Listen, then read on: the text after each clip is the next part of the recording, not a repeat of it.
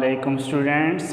Today we are going to discuss the exercise question number 12 of chemistry class 9th unit number 1 lecture number 7। हमारे पास कह रहे हैं कि Indigo हमारे पास एक कंपाउंड है और हमारे पास एक कंपाउंड है C8H7ON।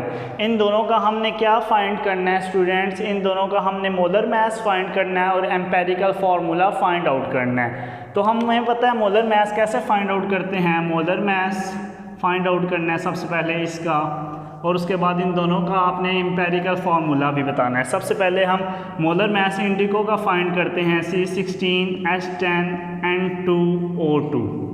तो मैंने बताया था कि मोलर मास फाइंड आउट करने का वे ये होता है कि इन सब के जो एटम्स हैं उनके सम करें, सम ऑफ एटॉमिक मास। इन सब के जो एटॉमिक मास हैं उनका सम करें तो हमारे पास मोलर मास आ जाता है स्टूडेंट्स। तो हम देखते हैं हमारे पास कार्बन के कितने एटम्स हैं?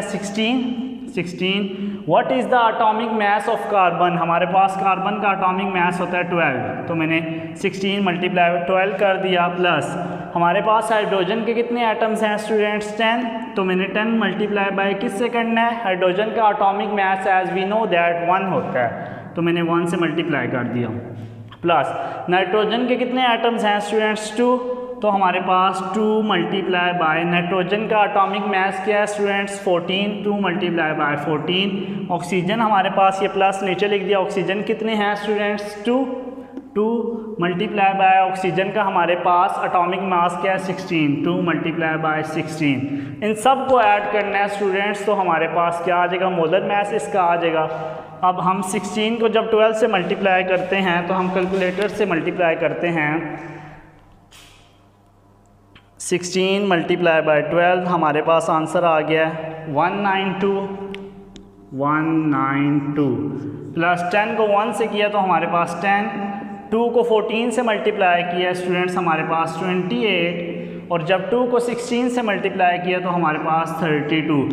अब इन सब को जब हम ऐड करेंगे with the help of calculator तो हमारे पास आंसर आ जाएगा 192 प्लस 10 प्लस 28 प्लस 32। हमारे पास आंसर आ गया 262। अब हमारे पास मोलर मास का हमारे पास यूनिट क्या होता है? ग्राम पर मोल। स्टूडेंट्स बहुत इजी सा क्वेश्चन था। कह रहे थे कि हमारे पास एक ये कंपाउंड है, एक ये कंपाउंड है, आपने इसका सबसे पहले मोलर मास फाइंड आउट करना है। ये मैंने मोलर मास आपको डिटेल में बताया कैसे फाइंड आउट किया है। अब इस कह रहे हैं इन दोनों का आपने एम्पेरिकल फार्मूला भी फाइंड आउट करना है। मैंने मोलर मास फाइंड आउट कर लिया, अब इसी का मैं एम्पेरिकल फार्मूला फाइंड आउट करता हूँ। एम्पेरिकल फार्मूला को मैं डिनोट करता हूँ E.F से एम्पेरिकल फार्मूला। अब हमारे पास कार्बन के कितने एटम्स हैं? 16 रेशो। बेसिकली एम्पेरिकल फार्मूला मैंने प्रीवियस वीडियोस में भी बताया था, फाइंड आउट ऐसे करते हैं।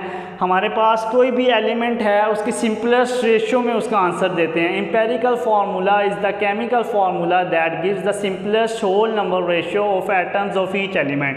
अब हम देखते हैं इन सब की रेशो। सबसे पहले लिखते हैं 16:10 मीन्स के कार्बन के 16 एटम हैं, हाइड्रोजन के 10 हैं, नाइट्रोजन के 2 हैं, ऑक्सीजन के कितने हैं स्टूडेंट्स? 2 हैं। अब हम ये देखते हैं कि ये हमारे पास सारे किसी से कट आउट हो रहे हैं। ये हमारे पास 2 से कट आउट हो रहे हैं, तो हम देखते हैं 2 8 time, 2 5 time, 2 1 time and 2 1 time. तो हमारे पास कार्बन का एम्पेरिकल फार्मूला क्या हो गया? C कितने एटम्स रह गए? 8, हाइड्रोजन 5, नाइट्रोजन 1, तो 1 लिखें या ना लिखें हमारे पास कंसीडर होता है ऑक्सीजन भी 1।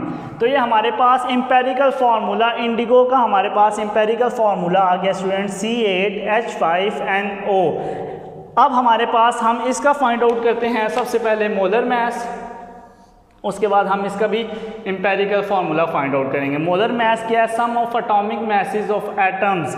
एटम्स का जो एटॉमिक मास है उसे हम जब सम करेंगे तो हमारे पास क्या आ जाएगा? Molar mass. तो कार्बन के कितने एटम्स हैं? 8 multiply by atomic mass carbon का क्या है? 12। हाइड्रोजन के कितने एटम्स हैं स्टूडेंट?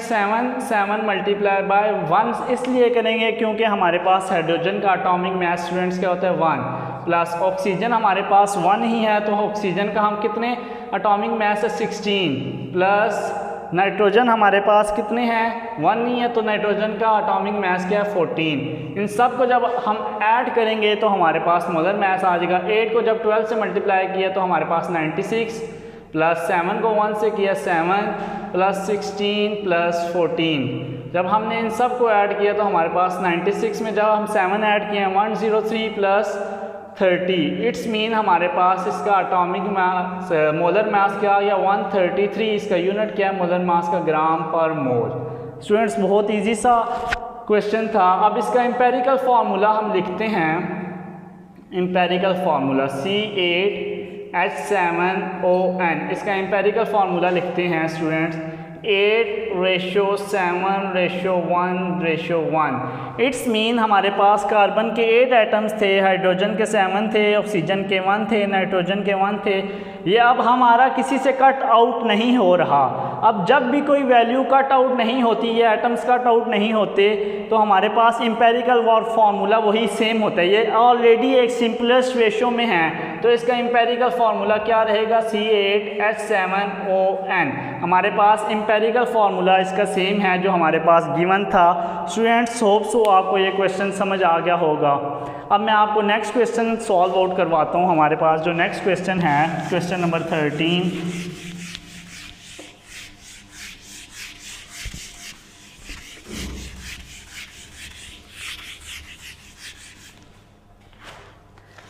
हमारे पास स्टूडेंट्स क्वेश्चन नंबर 13 में कह रहे हैं identify the substance that has formula mass of 133.5 AMU। कह रहे हैं कि हमारे पास 4 इन्होंने वैल्यूज़ दी हुई हैं। क्वेश्चन नंबर 13 4 इन्होंने हमारे पास फार्मूले दिए हुए हैं। कह रहे हैं कि हमारे पास 133.5 AMU फार्मूला मास हमारे पास किसका आंसर आता है। तो सबसे पहले हम ए पार्ट लिख देते हैं। हमारे पास है ए पार्ट MgCl2। बी पार्ट हमारे पास क्या है, बी हमारे पास S2Cl2। सी पार्ट हमारे पास क्या है स्टूडेंट्स, सी पार्ट हमारे पास है BCl3। 4 पार्ट हमारे पास है AlCl3। कह रहे हैं कि आपने ये फाइंड आउट करना है कि इन चारों में से हमारे पास formula mass 133.5 AMU atomic mass unit किसका आता है इन चारों में से। तो फार्मूला मास, मोलर मास, ये सब एक ही वे में फाइंड आउट होते हैं। तो आइए हम सबसे पहले इसका फाइंड आउट करते हैं। मैग्नीशियम का हमारे पास एटॉमिक मास क्या है, formula mass, atomic molar mass, ये सब एक ही वे में फाइंड आउट करते हैं। मैग्नीशियम का हमारे पास 24, बीच में प्लस आ जाएगा because according to definition sum of atomic mass होती है। क्लोरीन के हमारे पास कितने एटम्स हैं, 2। It's mean 2 multiply by atomic mass chlorine का क्या होता है 35.5। जब हमने सॉल्व आउट किया 24 प्लस 35.5 को जब 2 से मल्टीप्लाई किया तो हमारे पास आ गया 71। तो ये हमारे पास आ गया 95 AMU। इट्स मीन कह रहे थे कि हमारे पास इन चारों में से किसका 133.5 AMU आंसर आता है। तो हमारे पास इसका नहीं आया, तो मैंने बड़ा सा क्रॉस लगा दिया। अब इस पे आते हैं स्टूडेंट्स। बी का हमारे पास एटॉमिक मास क्या होता है 11 प्लस क्लोरीन के कितने एटम्स हैं 3 मल्टीप्लाई बाय एटॉमिक मास हमारे पास क्लोरीन का क्या है स्टूडेंट्स 35.5। जब हमने 11 प्लस 35.5 मल्टीप्लाई बाय 3 किया तो हमारे पास आया 106.5। जब हमने ऐड किया तो हमारे पास आ गया 117.5 AMU। कह रहे थे 133.5 AMU किसका आता, तो हमारे पास इसका भी नहीं आता, तो मैंने क्रॉस लगा दिया।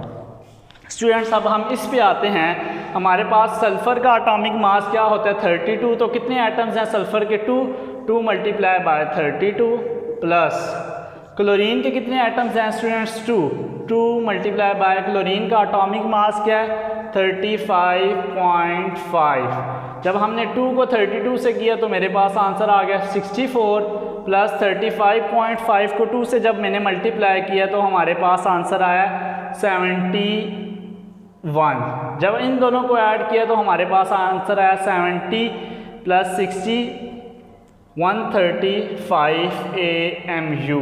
तो हमारे पास 133.5 AMU आंसर आना चाहिए था। तो ये हमारे पास क्या 135 AMU, इस मीन ये भी हमारे पास नहीं आया। अब लास्ट ये हम देखते हैं एल्युमिनियम का हमारे पास एटॉमिक मास क्या होता है 27। क्लोरीन के कितने एटम्स हैं 3, it's mean 3 multiply by chlorine का हमारे पास ऑलरेडी हमें पता था एटॉमिक मास क्या होता है 35.5। जब मैंने 27 प्लस 3 को 35.5 से किया तो हमारे पास आंसर आया 106.5।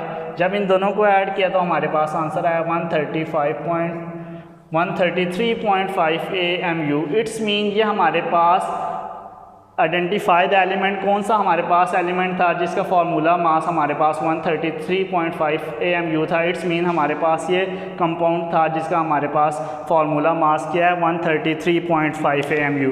होप सो स्टूडेंट्स आपको ये लेक्चर भी समझ आ गया होगा। If you feel any difficulty you may ask in the comment box. Thank you so much. अल्लाह हाफिज़।